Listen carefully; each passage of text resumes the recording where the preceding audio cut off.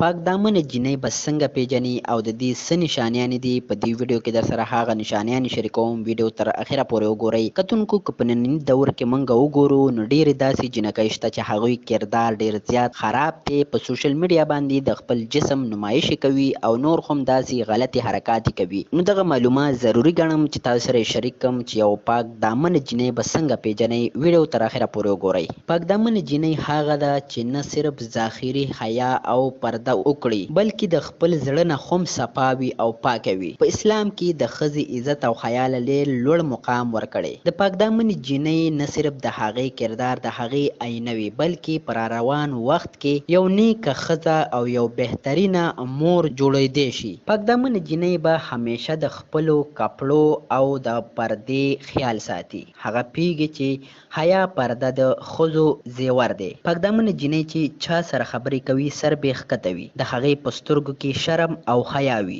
د دغې نه د هغې د کردار پته لګي. پاک دامنه جینۍ به کله هم په خاشه او بیخوده خبره نه کوي او د نامحرومو سړو نه او خلکو نه به ځان لرې ساتي. او د ټولو نه خاص نشانه یې دا ده چې هغه به په ځان له ځای کې په تنهایۍ کې به خپل کار کوي، څنګه چې په محفل کې هغه خپل کردار ادا کوي. یعنې د هغې کردار د خلکو دپاره نه بلکې د الله د رضا دپاره دی. پاک دامنه جینۍ به په دنیا پسې منډې نه وهي، هغې ته خپل حیا او عزت د ټولو نه غوره دی. په ننني دور کې پاک دامنه جینۍ د قیمتي غمي په شان ده چې چا پیدا کړله هغه دې شکر وباسي. په ننني دور کې پاک دامنه جینۍ د قیمتي غمي په شان ده چې چا پیدا کړله هغه دې شکر وباسي. نو دا د پاک دامنې جینۍ باره کې یو څو داسې پټ نشانۍ چې سره مې شریکول غوښتل.